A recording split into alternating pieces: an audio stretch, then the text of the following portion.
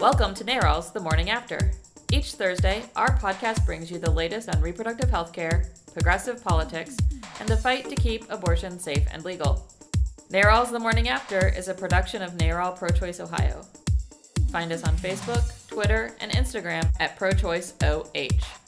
Enjoy the show. Hi, I'm Jaime. Hi, I'm Randi. Hi, I'm Gabe, and I loved the debate.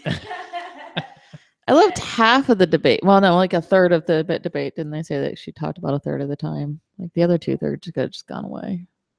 Yeah, but I even liked the parts when he was just rambling. Yes, I really like I can't hear you at all.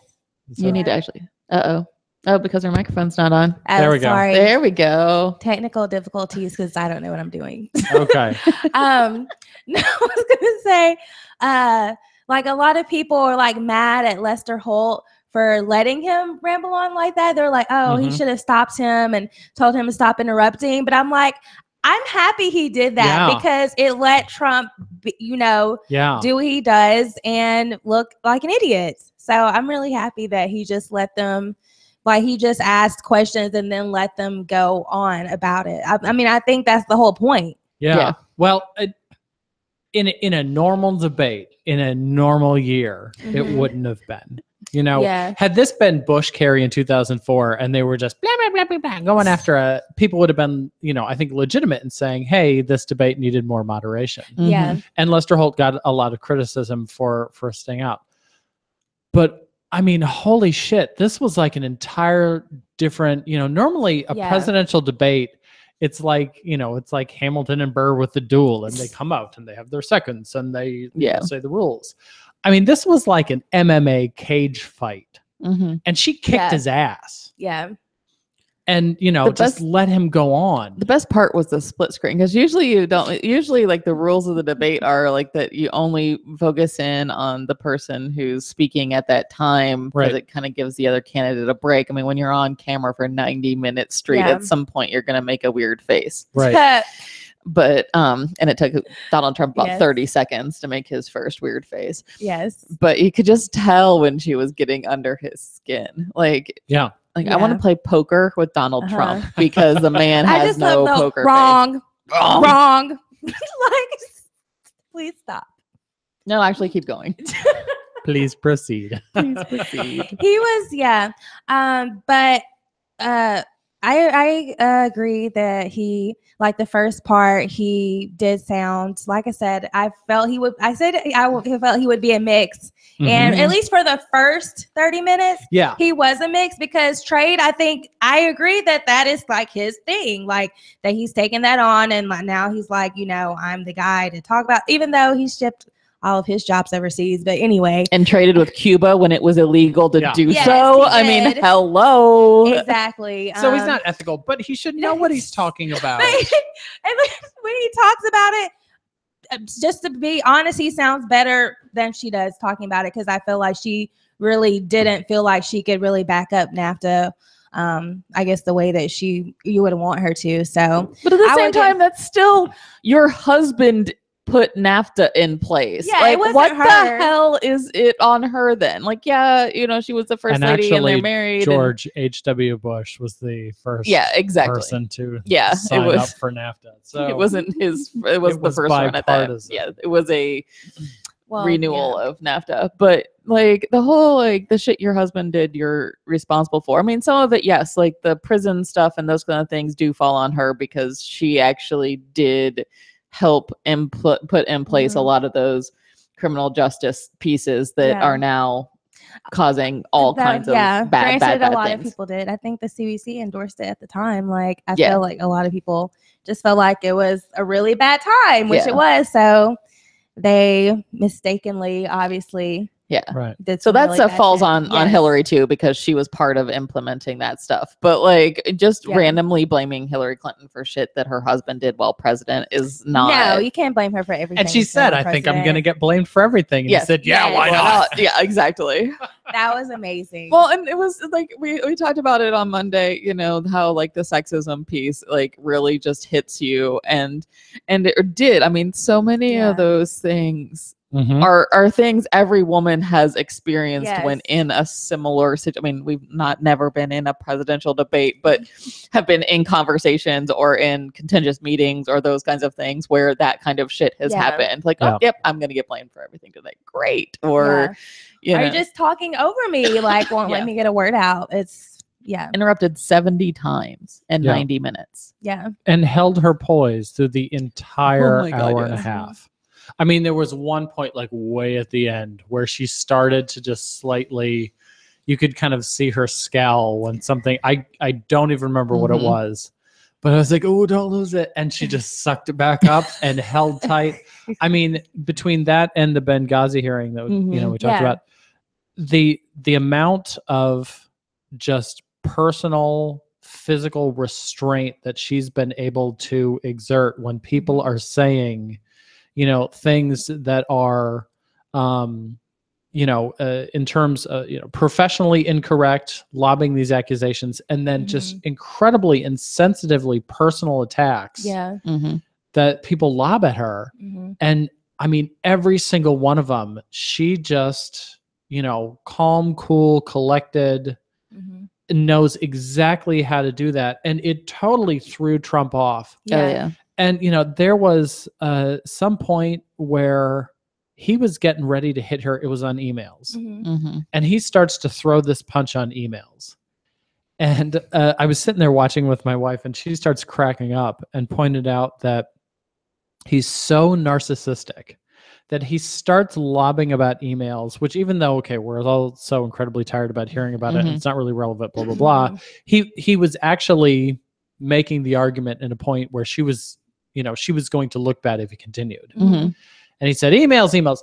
And this thing about Rosie O'Donnell, and he totally couldn't let the Rosie thing. Yeah. And my wife said, he's so narcissistic that even when he's doing something to his advantage, if it's not about him, he still has to turn it back.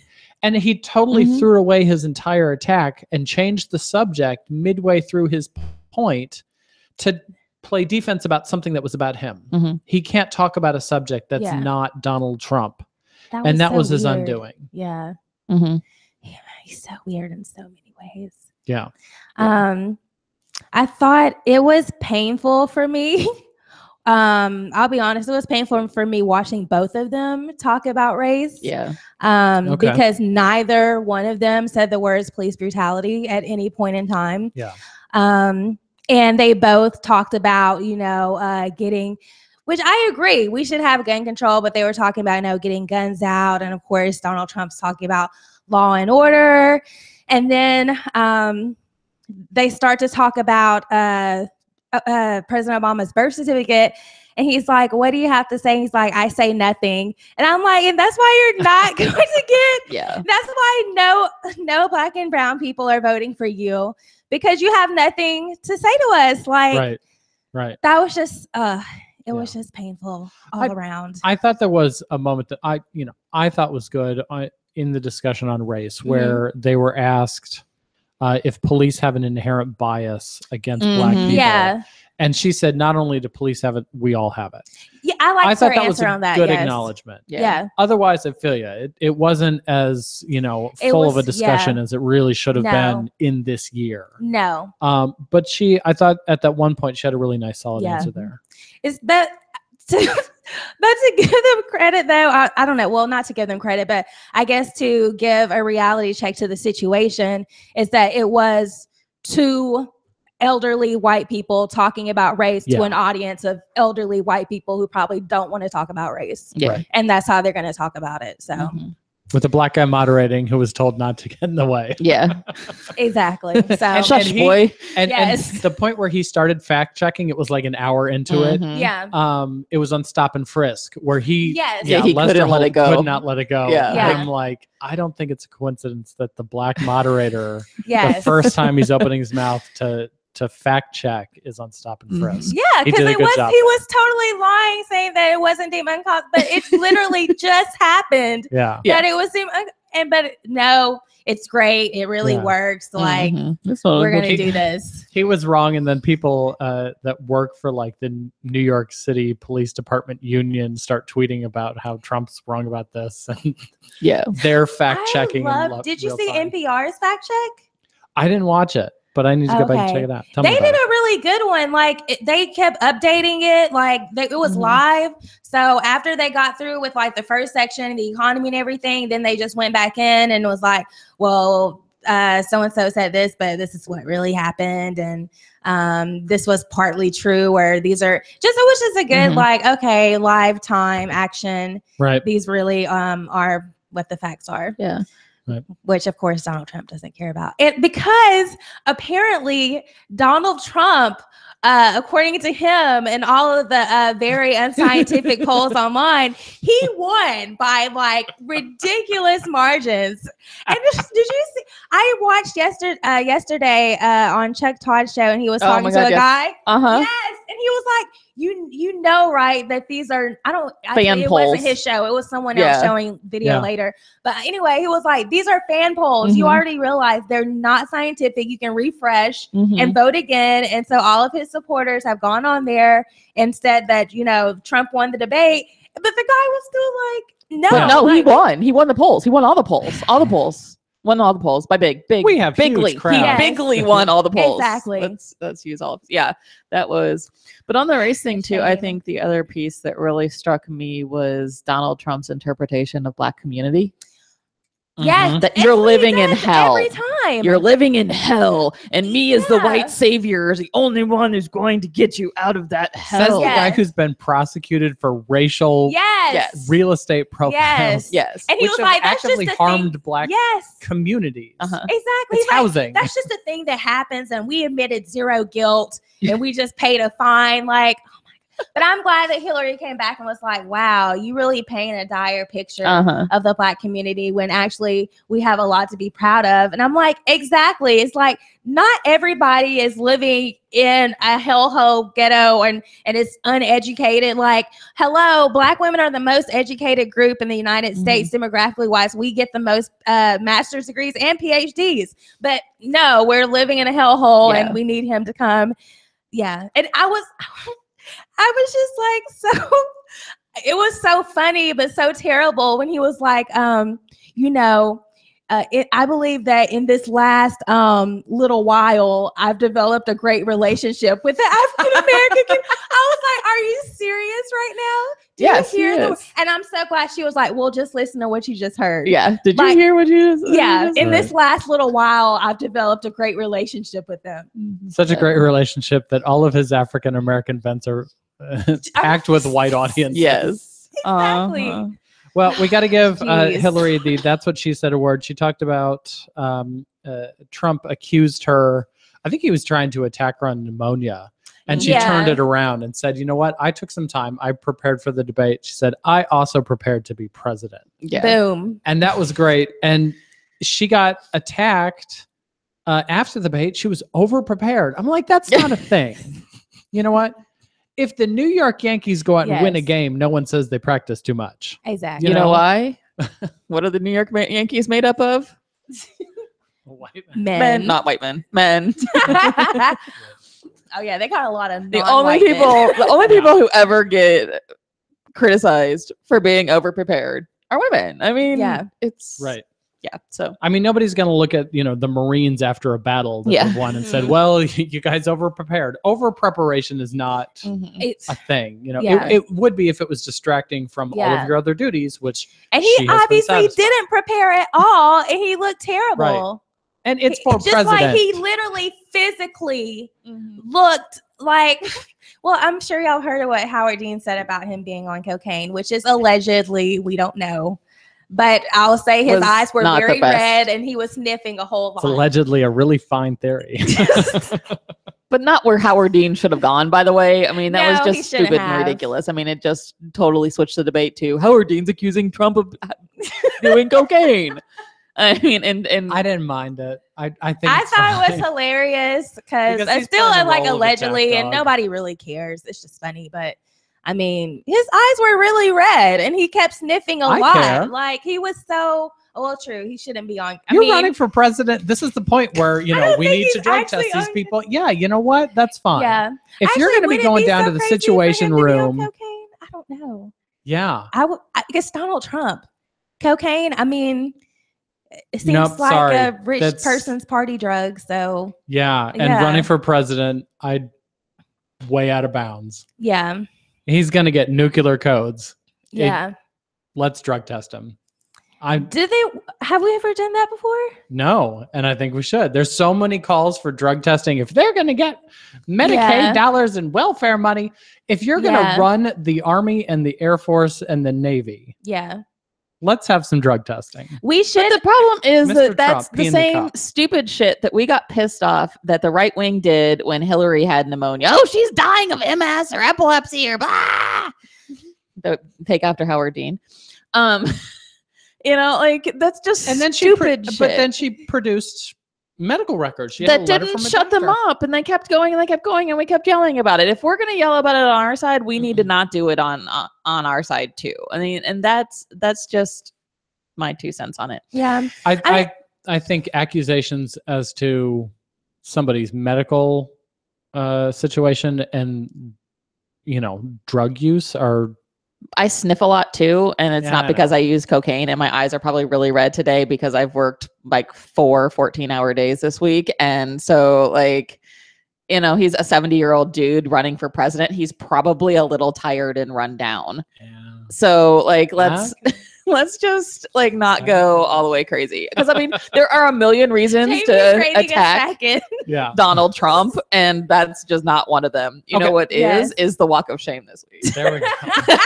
let's pull this train back onto the tracks. The walk of shame. So there were lots of that's what she said moments. So we had to pick one for Donald Trump's walk of shame, because there was no doubt that he was the walk of shame candidate for the week. There were just so many to choose from. So at the end, Hillary was attacking him on his treatment of women and used a beauty queen, which Gabe has. Alicia Machado. There you go. Randy remembers names today. Good job. I know. I usually never do. And so she won Miss Universe, and then I guess gained weight. Oh my goodness. Like 100% of Americans do. Like, she's not always going to be as skinny as she was when she won the Miss Universe pageant. Exactly. Shocking. Yeah. Shocking. I'm also not as, thin and everything as I was when I ran previous campaigns. I mean, we all gained weight after things. So yeah. So she gained weight, and so I guess he called her Miss Piggy, and then because she was Latina, Miss Housekeeping, because that's the only reason you would like a Latina woman. And so yeah, he attacked her there, and then this morning went on a ridiculous Twitter rant. 5 in the morning. At 5:30 in the morning, Donald Trump went on a Twitter rant accusing crooked Hillary of getting her a visa and citizenship into the United States so that she could use her against Donald Trump, and that the real person against women is Hillary Clinton because of Bill. But he's not going to talk about that because he doesn't want to go there. So yeah, Donald Trump gets his walk of shame for his latest ridiculous, stupid attack. Yes. And it really goes back to, it's really funny, they were talking about this morning, it goes back to this narcissism on Donald Trump's part. It's the same exact way after he attacked the Khan family during the convention. This happened Monday. Monday night. Yeah. It's Friday. Yeah. Like, he went the very next day and talked about it on he doubled Fox down. News. Yeah, so he doubled down on it Tuesday morning. Oh, she got fat. She gained weight. There's his the son problem said with if that. she would have not gotten fat, she could have possibly been his stepmom. I'm just gonna leave that one alone. Yeah. So he doubles down on it Tuesday and gets attacked for it again, and it makes him look even worse with women. Yeah. Right. And then on Friday morning, he goes on a Twitter rant about it again, bringing it up again, making it hurt him even worse. Like, dude, let it go. Exactly. Accusing crooked Hillary of bad judgment. Yes. By continuing to scream about, Right. I'm surprised we didn't pick Rudy Giuliani. Could be the walk of shame as well. Oh yeah, for him saying that Hillary is too stupid to be president because she stayed with Bill after his infidelity, and it's like, who are you to talk? Like, look at everything that you've done. But okay, let's just bring this back. I don't like attacking people for, infidelity and, because those are personal things and whatever. But like Hillary Clinton was the wife of a cheating husband. Yeah. Donald Trump was the cheater. Right. And we're attacking Hillary in this situation? Right. What the hell? Like, it's so over the top that it's just like, I want to. Like, I actually read, somebody posted the article and was like, dear Rudy Giuliani, I think you misspelled Trump. Yeah. Because if there's one person too stupid to be president, it is not Hillary Clinton, the most qualified candidate to ever run for the presidency. So this week has taken sort of all of these previous things that we've understood about Donald Trump, the hatred for Latinos, hatred for the Black community, and really brought it into focus with discussions on race, with not only his general mistreatment of Latinos and the accusations that Mexicans are rapists, but now we have this solid single example, from years ago where it was highly documented. Yeah. Of, he's not going after Latinas, he's going after this woman. Mm-hmm. And, he's attacking her because she's a woman. He's attacking her, because she's Latina. I think the debate has really helped focus this race. That combined with the thing that you mentioned about, doing business with Cuba during the embargo, he's really at risk of losing or never gaining huge voting demographics that he absolutely needed. So this was a great week for Hillary. She played a very good game this week. So Ohio, get your freaking act in gear and stop being stupid. That's all I gotta say. We're gonna leave it. Yes. With that. And so speaking of Ohio, the next thing in their agenda is to talk about Ohio voter registry. You have until October 11th to go out and register to vote. If you are already registered to vote, something very important we want to talk about is confirming your registration, because the state of Ohio went after many parts of the voter registry to remove people from the polls. Over 1 million people. Yeah, lots of people. So go to myohiovote.com. Ironically, that is the Secretary of State's website, or ohiounitycoalition.org. And you can look up your own voter registry, make sure that your name, address, all your information is correct. Do that before October 11th, because then if there's any problems, you can file a correction and make sure that your registry is on file and you're going to get to vote. Did y'all get something in the mail? Because I got something in the mail like a week or two ago. Your absentee ballot or a confirmation of voter I think it was an registration? absentee ballot request. Yeah, ballot request. Yeah. And if you received that, most likely your registration is active and good. But even if you received that mail, I go back and just make sure 100% that you know what's going on. And also that like which precincts and those kinds of things you're in, because my polling location, most polling locations have more than one precinct. So you've got to hit the right table, because our Secretary of State has also ruled that if I think my precinct is like 19H, and if I went to 19F instead, which might be across the gym. Yeah. It's at the table right next door to where I'm standing. And I'm not in the books, and I insist, and I take a provisional ballot at that table in the same room, my vote at that table will not count because I was at the wrong precinct. So, if you're not in the poll book and you think you should, and you've checked your registration and you should be in the poll book, you need to check the other precincts in before taking a provisional ballot and make sure that you're voting in the right place, because if you cast a provisional ballot in the wrong location, it will not be counted. Yeah. So there's all kinds of ridiculousness. One of the people who's really taken the lead on all these things is State Representative Kathleen Clyde from Kent, Ohio.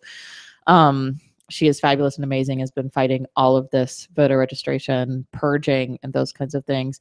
Husted purged more voters than any other state. Ohio is number 1 for purging voters from the voting rolls. Wow. So, kudos goes to Kathleen Clyde for really taking the lead and being, as Gabe wrote on our agenda, a voting rights superhero. Yes. Here in the state of Ohio. So go Kathleen, keep winning. Of course, Husted appealed the court ruling on the purge. So the people who were purged are supposed to be back in there because we won a court ruling staying the purge, stopping the purge from happening. Of course, Husted, because he wants to be governor in 2018, is continuing to try to purge these people out by appealing that court ruling. So we'll see what happens there. So the court ruling that you're mentioning, the U.S. Sixth Circuit Court of Appeals, they overturned a lower court decision to order John Husted to keep these names on the rolls and to stop purging voters for not voting. Kathleen Clyde put out a press release. She put it out on National Voter Registration Day, which was last week. Earlier this week. She said, "We're elated to say that Ohio voters will no longer have to worry that Secretary Husted will randomly select them to be unregistered simply because they don't vote in every election. This is a landmark victory for voters, one that is so huge it has the capability of changing the election outcome in Ohio." So bravo, Representative Clyde, but we need to make sure that that Husted doesn't continue to make additional efforts. But regardless, everybody can make sure that their voter registration is on file. myohiovote.com. We'll put the link to that and the Ohio Unity Coalition in the show notes. Go and confirm your voter registration to make sure that you can vote.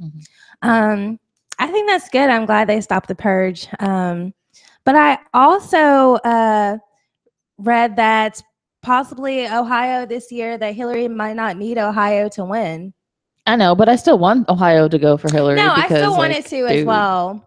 But I just think that's very interesting that is so bad for Trump in other swing states that she might not even need us to win. But she does need us to win.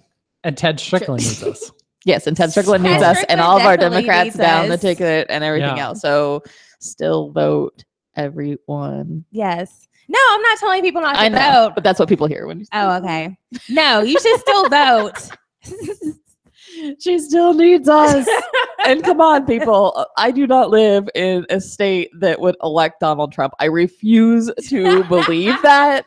So the citizens of Ohio need to back me up on that shit. Because, dude, I go to enough national political conversations around this country that I do not want to be the person from Ohio that everybody looks at and goes like, what the hell? Yeah. Because that's what happened after John Kerry. They're like, what happened in Ohio? And I was like, dude, I won all my precincts. Somebody else screwed up. I had a set of precincts I was in charge of in Cleveland and I was running and all of them went the right way. Somebody else screwed that shit up. But go Ohio, go vote, please. And the fact that it was Ohio that put President Obama, I mean, that's always going to be a memory in my mind of seeing that it was Ohio that put him over the top in terms of electoral votes. And then seeing the video from, then I was working for Planned Parenthood, from in their national headquarters and just seeing their war room explode with joy when they called Ohio. And I was like, oh, that's us. Us, me. Yeah. So that was really great.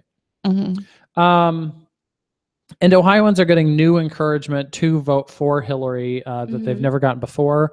The Cincinnati Enquirer endorsed Hillary. It's the first time since, I believe, Warren G. Harding that they've endorsed a Democrat. Wow.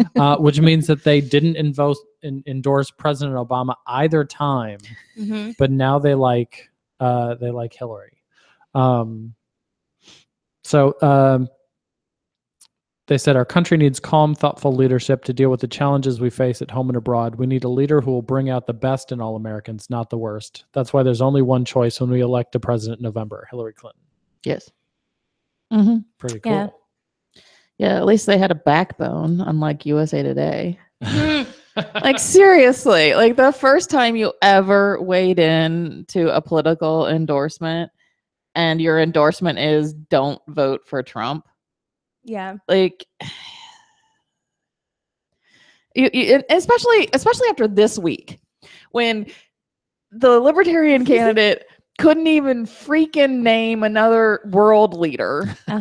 You've got a Green Party candidate that's not pulling more than 3% of the vote and, has some really kind of not so mainstream scientific opinions and frankly is not qualified to be president either. Couldn't find Columbus with the jet plane. Yeah, couldn't find Columbus with a jet plane. Her staff flew her into Cincinnati instead of Columbus for her Columbus rally. You'd miss that one. Yeah, they didn't know. So yeah, especially when this flying her plane. No. It was like she booked commercial. She doesn't have a private plane because she's not that fancy. Oh, okay. They booked her on a commercial airline flight into the Cincinnati Northern Kentucky Airport. That's the name of it, by the way, because it is actually in Kentucky, not Ohio.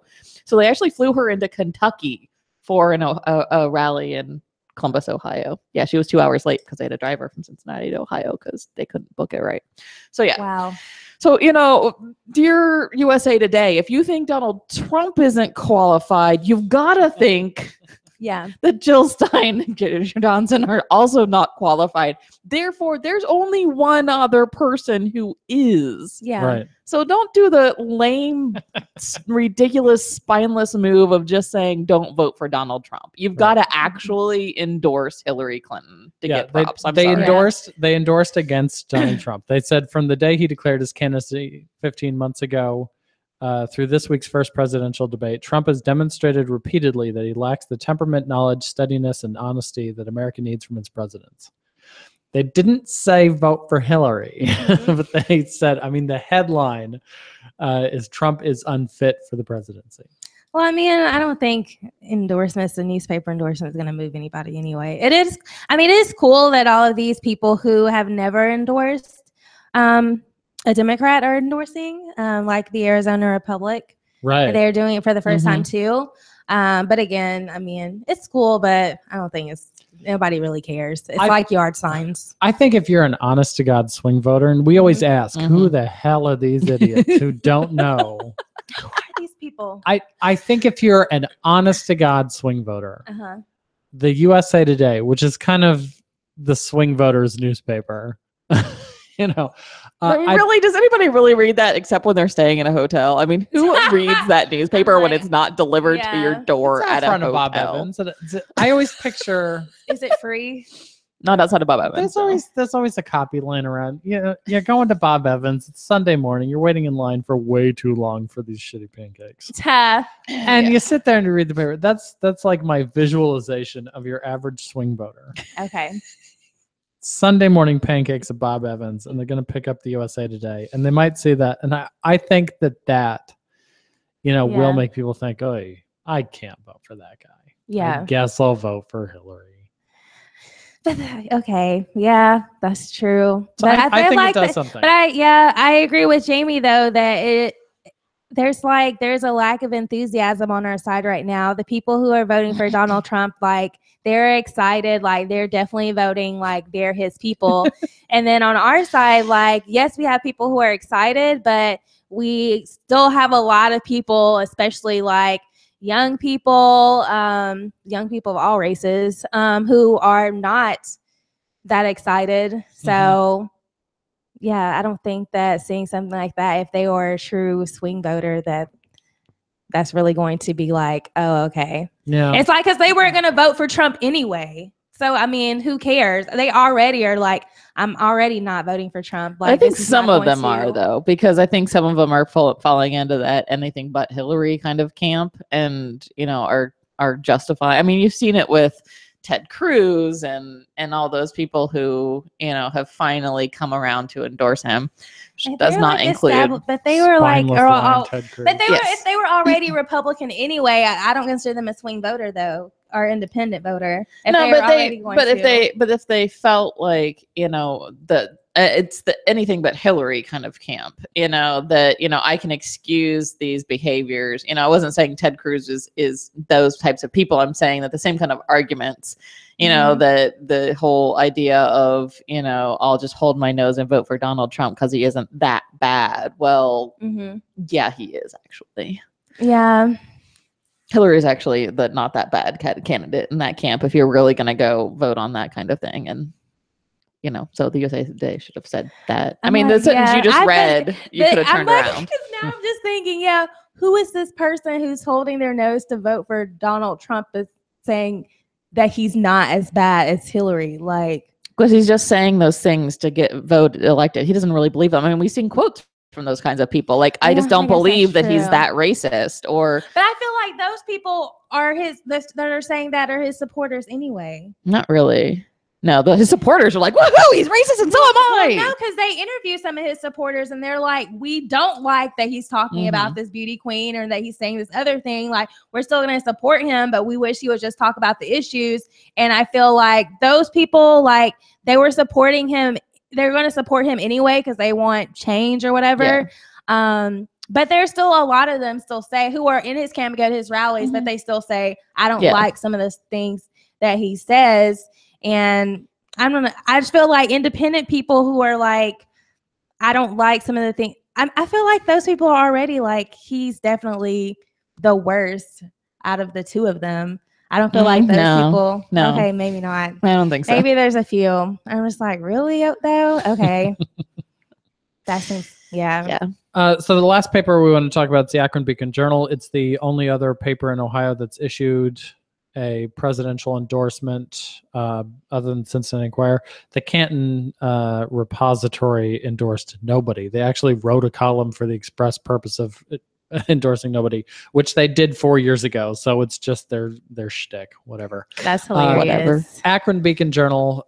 They said the focus in this race belongs to the breadth of her record and what Hillary would bring to the presidency, her appreciation of what it takes to govern, and her grasp of how to do so. She is resilient, tested, and calm. She knows her way around the partisan battles. This country doesn't need a revolution. It isn't a wreck. It requires the right brand of change. So the Akron Beacon Journal wrote, of all of these, probably the best straightforward, Hillary is the right person for the job. So see USA Today, that's how you do it. Right. Right. You turn that sentence around that Gabe read and say that Hillary Clinton is all these things because that is the truth. Yes. So we'll probably see many more newspaper endorsements. We'll go over those in future weeks. Yeah, it'll be interesting to see what the Dispatch does because they're another one that always endorses the Republicans. So,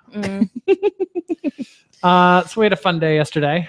Yes, we are put in the category of things we are really, really excited about. Hillary Clinton and our patients advocates. Yes. So Patients Advocates, if folks don't remember or haven't listened before, is actually a group project between NARAL Pro-Choice Ohio, Preterm, the Ohio Religious Coalition for Reproductive Choice, and our amazing best friends at New Voices Cleveland. And so it's a cohort of 10 fellows who were patients at Preterm. Fellows as in fellowship. Yeah, fellowship, yes. 10 amazing women from really all walks of life. It was really, we really set out with a goal of having a really diverse on all levels group of women and accomplished it, which we're really excited about. I mean, from high school graduates through a woman with a law degree, white, Black, Latina, biracial, all these things, economic levels, jobs, number of kids. I mean, all the different kinds of levels. So they've been being trained on how to become an advocate from just being a patient, so that we have more of these voices out there because we're not the storytellers. We shouldn't be telling other women's stories. We should be training up and empowering women to share their own stories as they feel fit and necessary. So these 10 women have been going through this program since I think March or so. Yesterday, we brought them to Columbus and they did 2 panel presentations, one for the OSU Med Students for Choice, kind of talking to the next generation of doctors about how they should treat women who have had abortions. And then they came downtown Columbus and did a policymaker legislator panel, mostly with legislative staff.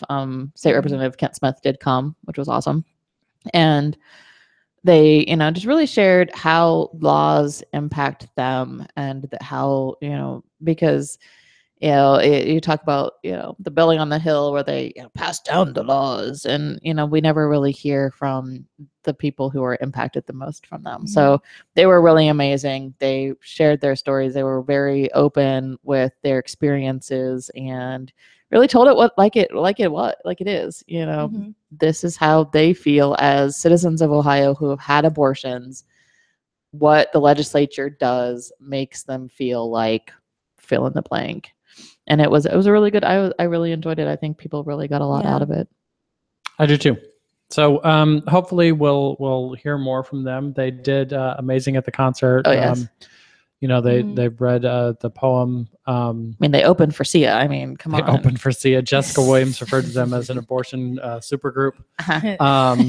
So watch this space. We'll see more from our patients to advocates in future weeks. Yeah. So, you want to sing us out?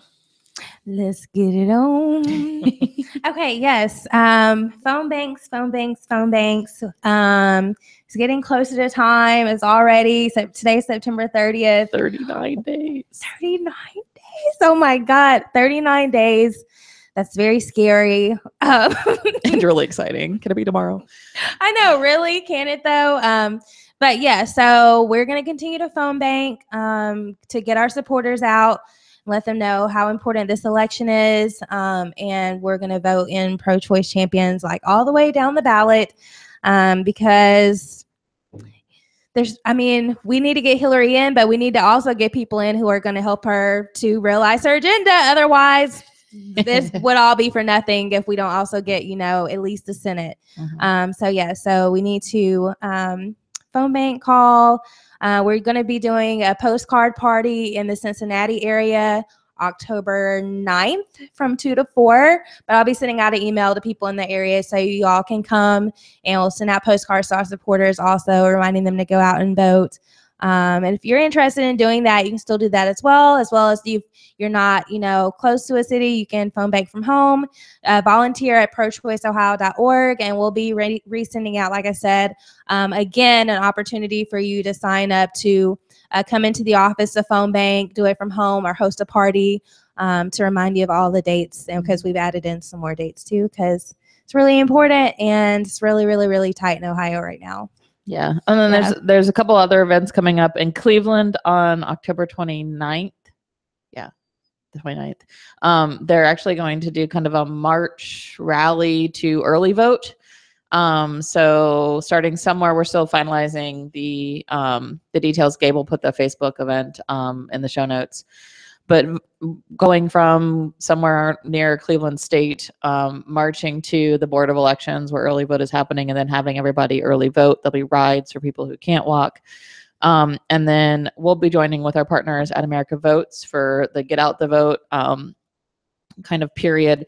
That's also going to start on the 29th. So we'll be working with them on the 29th and 30th, and then through the weekend before and the days before Election Day, canvassing all over the state of Ohio. There'll be staging locations all over Ohio. So stay tuned for an email on that and sign up for canvas shifts to really make sure that our supporters and our people get out to vote, because it is so important this year. Everybody's doing it. You should do it too. Find us on Facebook and then search for our events. The event Jamie talked about is called Your Voice, Your Vote. Saturday, October 29th, starting at 1 p.m., going from Cleveland State to the Cuyahoga County Board of Elections. So if you're in Cleveland, obviously if you don't vote in Cuyahoga County, you can't vote at the Cuyahoga County Board of Elections. No, you cannot. Go for moral support. Might want to mention that to folks. But yeah, a bunch of great opportunities to vote early. Can't vote often, but vote early, and then for often take other people Trump to vote. Thinks we're doing. Often take your people. We're voting 9 times. Like, no, not really. Bring 9 neighbors. Yeah, bring 9 neighbors. Yes, bring 9 neighbors. Who are voting the right way. Yep. Yes. And if they're not, leave them at home. And we'll see everybody next week. Bye. Bye.